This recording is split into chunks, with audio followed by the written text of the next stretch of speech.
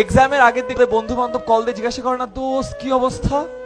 বলো না, বলে না তো, দোস্ত একদম পড়া হয় নাই, কালকে তো ফেল করবো দোস্ত, আর বলিস না। ঠিক না? আবার এক্সামের পর ওরাই ভালো করে না, মারতে ইচ্ছা করে না ওদেরকে। আজকে থেকে একটা কাজ করবা, বুঝছো? এটা সায়েন্টিফিক্যালি প্রুভেন। তুমি যখন হাসো, তোমার শরীর থেকে একটা হরমোন নিঃসৃত হয়, এই হরমোনটার নাম হলো ডোপামিন। নাম কি? ডোপামিন।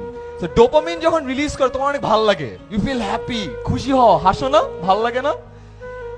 এইটা সায়েন্টিফিক্যালি প্রুভেন।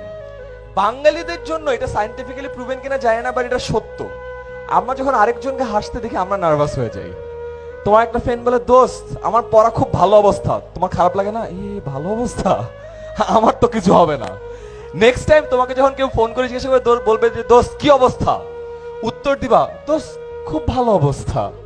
ওই সাইড দেখবে অলরেডি নাই, নার্ভাস হয়ে গেছে। কেন দোস্ত, তোর পড়া হয় নাই? তখন জিজ্ঞেস করবে, দোস্ত তোর সব পড়া শেষ? হ্যাঁ দোস্ত শেষ তো। এন্ড দেখবা নাই। আরো একটা কাজ করবা, এক্সামের দিন অনেক নার্ভাস লাগে না, মনে হয় না যে কিছু পারবা না, একটা ছোট কাজ করবা।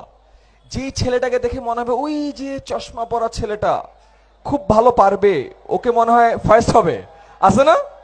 ওর দিকে তাকায় এই করে একটা স্মাইল দেওয়া, হ্যাঁ দেখবে যে ও গায়েব। ওর বাপ মাকে বলা শুরু করবে যে আম্মু ও মনে হয় সব পারে, আমাকে দিয়ে কিছু হবে না।